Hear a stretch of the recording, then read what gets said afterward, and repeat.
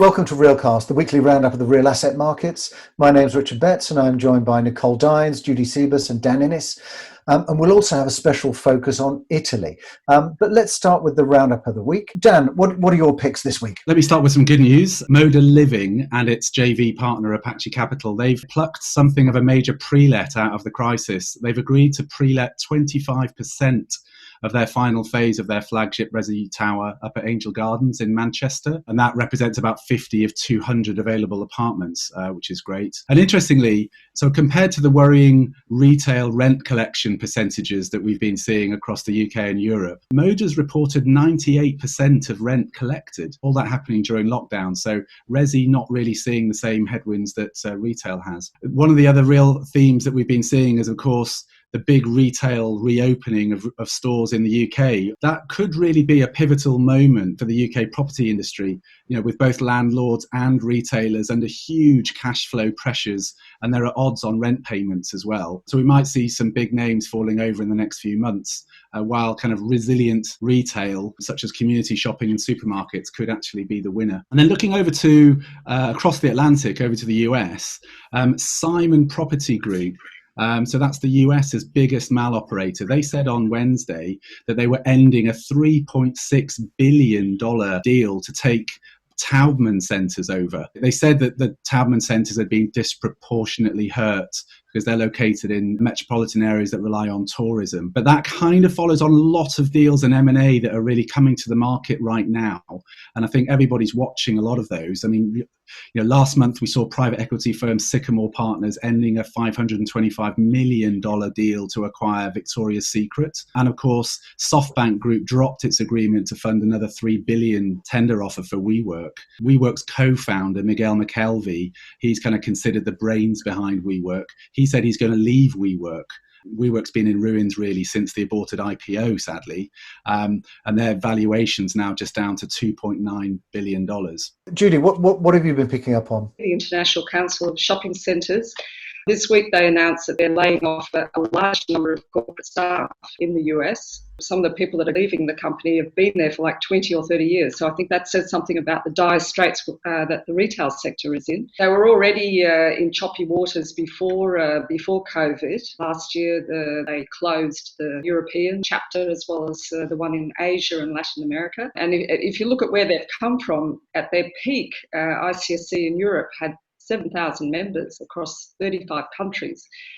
So I think there are a lot of people out there who are sorry that it's come to this, and they'll be watching very closely whether a new organisation rises from the ashes. In Europe, I understand that Peter Wilhelm is working on a replacement organisation in Europe, so we need to watch that space. And I think everybody in the retail side is particularly waiting to see what can come from that, because there certainly needs to be some sort of representation for the retail industry, especially at this time. Interesting things from RCA as well, Judi, I saw this week. Yeah, on the good news front, RCA came out with some data for the first 150 days of 2020 and reported that transaction volume in EMEA is just 6% lower than 2019. And that's really quite low when you look at what's happening in America, where volumes are down 18% and by almost 45% in Asia Pacific. So Europe is down year on year, but it's still holding up very well. And one of the explanations for that is the large number of big deals that have been completed recently. We're talking about multi-billion euro deals like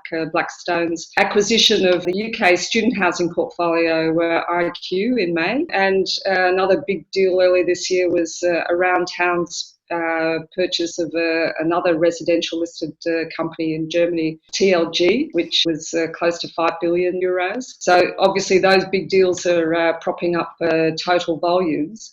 But we're still seeing quite a lot of deals coming through, and this week logistics and residential in particular are holding up very well. Segro had one of the biggest deals this week, a £200 million purchase in London, and they also had a share issue this week which was oversubscribed. Also a number of residential deals, including Legal & General and and Catella buying again in Germany. To go on to the German market in particular, there was news today that the German market is expecting 4 billion euros worth of deals in the next few weeks. Like, it's a real sign that the country is returning to normal. I think it's the fastest to come out of the lockdown across Europe. And interesting, Judi, that last week you mentioned EXPO Real and also other regional fairs becoming smaller and more domestic. And that was picked up also by an announcement this week by EXPO Real. Yeah, it's a real sign of the times. EXPO Real has come back this week with a new format for this year. I think it's only expecting 5,000 participants this year, which is really a fraction of what they're used to. So this new format is, it's called a hybrid summit. It's being billed as a top-level conference program with a safe networking event. But I think we'll see a real slim down in terms of the number of halls. I think there will only be one hall for visitors. And that also picks up what's been happening at Provada, I noticed, where they're having a sort of virtual hybrid event, but also then a physical event in November. And that connects a little bit with what we've been doing with REALX, where we've decided to, rather than have a look at a hybrid event, just go for something that is purely virtual, which means that, in fact, you can look at what you can do best in a virtual space. What's possible there, which is kind of unlimited in some ways in terms of what you can achieve. And open that to as many people globally as we can. A couple of quick things that I picked up as well. I saw a post from Andy Baum about commercial real estate needing better income data if it's to tap into billions of passive capital. That's quite interesting because there's been a lot of discussions around the amount of capital looking for a home because it's difficult to get returns in bonds. Equity markets are not very stable at the moment, and so real estate seems an obvious home. But this is just an interesting way of looking at that and how real estate can maybe tap into some of that and attract that capital. And then I also saw, thanks Alex Jeffrey for this, property lenders moving towards a green premium for ESG-led real estate borrowing. That was in a Savills report. But just picking up on a number of the trends that we've been seeing where ESG is coming to the fore and also being accelerated by the current situations in the market. Nicole, I know you've been looking particularly at Italy this week. What have you seen? I guess what's the feedback that you've been getting from the Italian market? Well, there's a similar theme to the one you were mentioning of more interest in the rental market. Now, Italy traditionally has been a country of buyers, or people like to own their own home. But for example, now in a terrible crisis, which obviously has affected Italy, there's still deals going on. And for example, Heinz has bought the old opera theatre in Florence to turn it into flats to rent. And that's a very interesting bet on what will happen to the market in future, because the crisis will obviously heighten the economic crisis that was already happening in Italy. So the bet is sort of, medium to long-term bet that Heinz is doing, and other operators and other investors as well, is that more people will choose to rent because they cannot afford to buy. And so that market will take off. We're talking 1, 2, 3 years down the line where people are taking the long view. I think most investors, from what I heard, are basically looking at 2020 as a write-off and are looking beyond that. And the expectation is that the office market, which has been the strongest, will recover in 2021. But for other sectors, for example, the hotel sector that's been particularly badly affected, will have to wait until 2022. So there are opportunities in that sector as well now for opportunistic investors or developers who are prepared to wait until 2022. There was a lot of talk last year about the repurposing of shopping centres, particularly in the UK, and that's going to really need a sort of a wholesale new approach. And I know that in the background we're hearing that there's lots of discussions about perhaps a new lease structure coming through, and maybe that's one area to watch.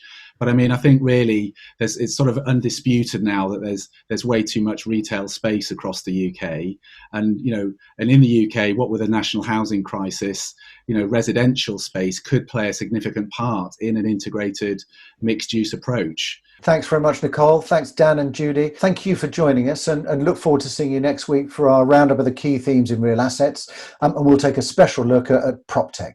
Thank you.